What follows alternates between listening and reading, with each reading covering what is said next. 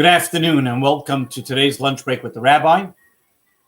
Today is Tuesday, January 19th, the sixth day of Shvat, in the Torah reading of Bo, Moses coming to Pharaoh. This weekend, the 10th of Shvat, is a very special time as well, and we'll get to that towards the end of the week. But today we are going to talk about a little bit, which is continuing our conversation on fascinating facts in Judaism, but as well how it's connected with this week's Torah reading. There's a famous comedian who used to say, the Jewish people are the chosen nation. Can God choose somebody else sometimes? Where did this chosen nation notion come from? Where does it all start from? And what does it mean to be a chosen nation? This week's Torah reading, God comes to the Jewish people right before the 10th plague. Comes and tells Moses the first of commandments that he's given to the Jewish people as a nation. Up until now, individuals have received specific commandments from God, which they then pass down to their families, to their people. Whether it was Noach, the son, the 7 Noachide laws, which he disseminated to the world at large. Abraham, receiving different guidance, or the commandment, to circumcise himself and his family. But that was limited to a select few, to our forefathers, Abraham, Isaac, and Jacob, and to their family. The first time the Jewish people, who is, in fact, Abraham, Isaac, and Jacob's family, who are now living in Egypt and numbered almost 3 million people, the first time that they were given a specific commandment as a nation is in this week's Torah reading. What was that first commandment? And that first commandment was the concept of the Jewish people following the lunar calendar. God tells Moses, come outside. I want to show you something. And he shows him the moon on its first day. And he says, you see the moon? That is the first day of the month. 10 days from today, the Jewish people will be taking a sheep, tying it to their bedpost, and then 4 days later, they will then slaughter it and sacrifice it and bring it as a Paschal offering. Its blood will then be painted on their doorpost, while that night, on the night from the 14th going to the 15th, every Jewish family will be home celebrating the Paschal offering, and every Egyptian firstborn will be killed while the Jewish people will be spared. That and thus began the choosing of the Jewish people, that we become the chosen nation, where we are chosen to be celebrating with the Paschal offering, and while God chooses to leap over our homes and smite the homes of the firstborn. So the first mitzvah that was given to the Jewish people as a nation, as they were chosen, was the mitzvah of following the lunar calendar of the new moon. Why the moon? Why this mitzvah? So a simple and pragmatic reason is because this mitzvah was practical, meaning there was an application that the Jewish people had to know that they were going to be sacrificing this Paschal offering at a certain specific time. That specific time was going to be in 4 days, in 14 days, 10 days to tie it to their bedpost, 4 days that they were going to then slaughter it. So the way that they would be able to know when that time would be was by the framework of the moon.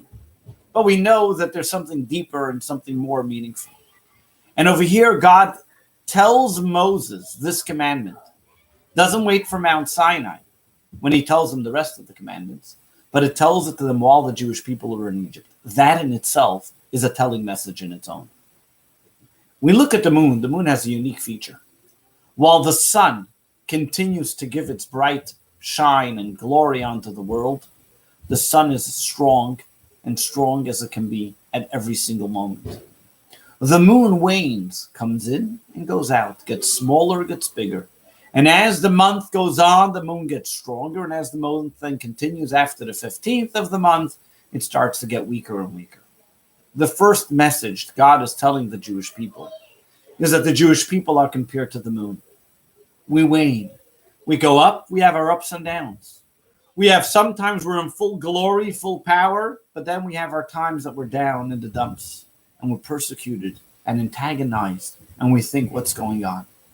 But we must always remember, just because we don't see the moon, it doesn't mean it's not there. But where was God telling this to the Jewish people? While they were in exile, while they were still in the land of Egypt, while they were still under the tyranny and persecution of Pharaoh, what God was telling them was even a deeper message. That even while you don't see the moon, even while you're in exile, it doesn't mean it doesn't exist. On the contrary, when does the month begin? When you don't see the moon. When does the revelation, when does all the excitement begin? Not on stage, but behind the stage. What you may be seeing is only something, and there's a time, there may be some type of issue. But really behind stage, everything is already prepared. Everything is already there. And God is orchestrating, pulling the strings. There's a director to the show that already planned the show behind the stage before it all came to be. You may be suffering in Egypt. You may be under the tyranny of Pharaoh. But this was all staged, all planned back in the day with Abraham, our forefather, that we will go through this persecution so that we should be able to come out with the great wealth. Egypt was a paradigm, a model for every exile and for every situation that was going to come later on in life. Egypt was this paradigm for the Jewish people to know how to understand and appreciate and to accept different nuances in life, different trials and tribulations that we may go through. And every single one of them is different, and none can be compared to each other. But the first is always the most difficult. Egypt, for that reason, was the most difficult. The Jewish people had nowhere to run, nowhere to go. They were stuck with no options. And over here, the Jewish people were being persecuted to the greatest extent possible. Torture, suffering. God comes along and tells them, there's a moon. We Jewish people are like the moon. We don't follow the sun. It's not always shining bright. It's not always glorious at all times. We have our ups and downs. But remember, even when it's not there, it's still there, but it can't be seen. God is telling every single one of us. God is with us at all times. He is there pulling the strings and orchestrating and watching it. And this is where he showed that who the chosen people are. We were chosen.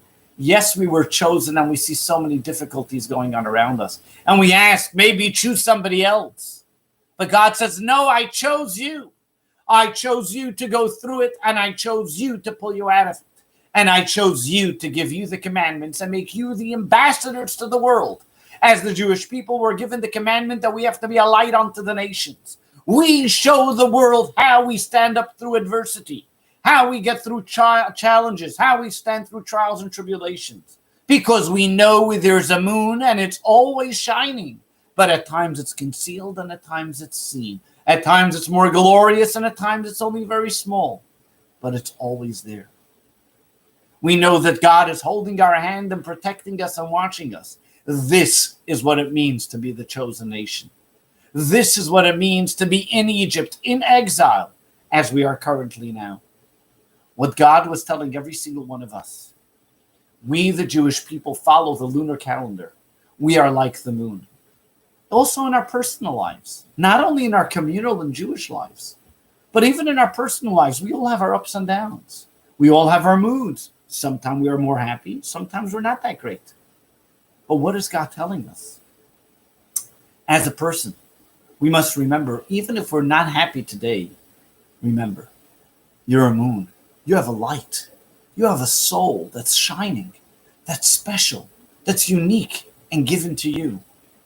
So today you're not in the moon, but shine tomorrow. Tomorrow not so much, the next day a little more. But always remember that in the darkest of times, the moon still shines. Maybe you can't see it, but it's still there. My dear friends, as these days move along, become weeks and months, and who knows what will happen, and everybody's sitting on edge, waiting for that time for life to just go back to normal. Let us think about the moon. Think about when God chose the Jewish people. They were in exile, on edge, waiting to get out of their isolation, to get out of just to be free, just to get out of where they were, to move on to the next stage. And God says, you're like a moon. It may be concealed, but it's still there shining. We all can shine, regardless where we are. Let's do our best. And remember that God is holding our hand. He sets the stage, and the curtain's about to open. And we are going to perform on stage, showing what we've done, what we've accomplished during this time. The coming of Mashiach, may it be now. Amen. God bless you. Wishing you the very best for a wonderful day. And looking forward to speaking with you again tomorrow at 1 p.m. All the best.